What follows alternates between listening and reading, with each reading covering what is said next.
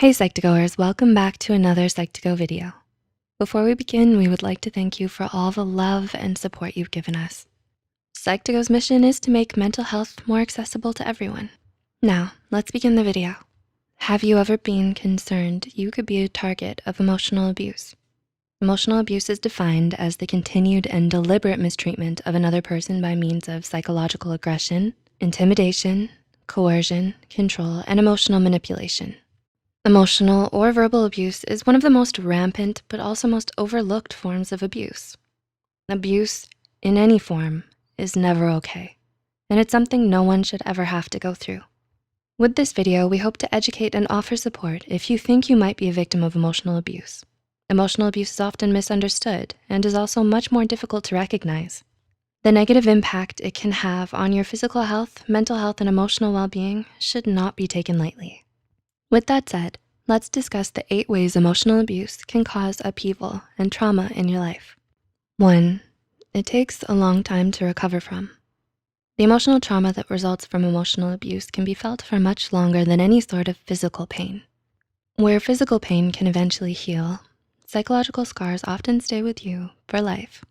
It's hard to forget the hurtful things someone says to you, especially if this person was near and dear to your heart. They ultimately betray your trust by humiliating you and belittling you, and that kind of emotional pain isn't easy to move on from. Sometimes even the mere memory of the event is enough to make someone re-experience that emotional type of hurt all over again. 2, most people don't understand what you've been through. Emotional abuse can be hard to understand and is sometimes a difficult concept to grasp. Many people remain ignorant of the way it can negatively affect your life, and others tend to be much less sympathetic towards emotional abuse victims than they are towards physical abuse victims. Emotional suffering is personal, and it's not something other people can see on the surface. People are more likely to intervene and help you when you're being physically threatened than they are when they see you being verbally and emotionally assaulted. 3, it gives you a negative outlook on life. If you've ever fallen victim to emotional abuse, especially at a young age, it can do a lot to shape the way you view the world and those around you. Oftentimes, you tend to form a negative perspective on life and struggle with constant feelings of loneliness, emptiness, and hopelessness as you get older.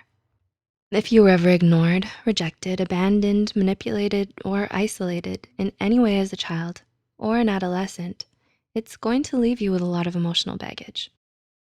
4, it gives you a negative view of yourself. There's no arguing that both physical and emotional abuse can have very damaging and dangerous effects on a person.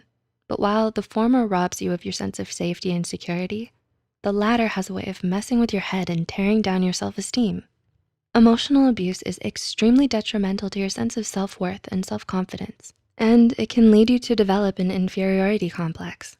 It's hard to feel good about yourself when you have someone in your life who is constantly criticizing you and preying on all of your insecurities.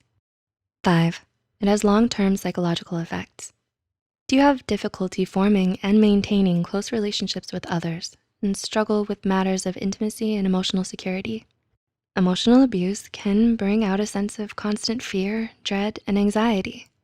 It can put you at a higher risk for depression and PTSD, as well as self-harm and suicidal behavior. People who have been emotionally abused can have a harder time controlling their emotions, which could lead to problems with anger management or emotional instability. 6, emotional abuse can also have physical side effects.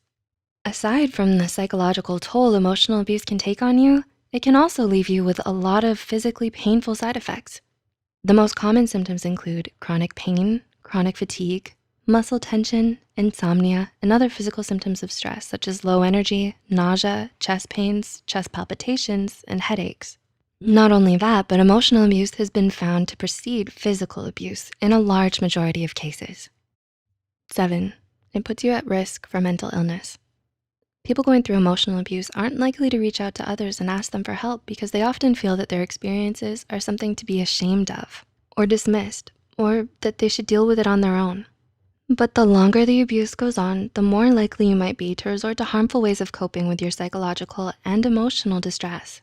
And this is why a lot of studies show that emotional abuse is a large contributing factor to the development of substance abuse and eating disorders in most people. And 8, it puts you at risk of becoming an abuser yourself. Being a victim of emotional abuse makes you more likely to become an abuser yourself because everyone else is so quick to dismiss emotional abuse and make it seem like it's not really a big deal. You might be tempted to take your frustrations out on others or reclaim your sense of power by emotionally abusing someone else. Studies show that an alarming majority of children who have been victims of abuse, be it physical or verbal, grow up to become abusers too later on in their lives. Do you relate to any of these points mentioned?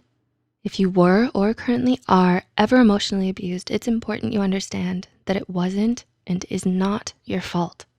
No one deserves to be treated that way. Don't hesitate to talk to a friend or reach out to a mental health care professional today and get the help that you need. If you found this video helpful, be sure to like it and share this video with someone else who might benefit from it. Don't forget to hit the subscribe button for more Psych2Go videos. The references and studies used in this video are added in the description below. Thanks for watching, and we'll see you in our next video.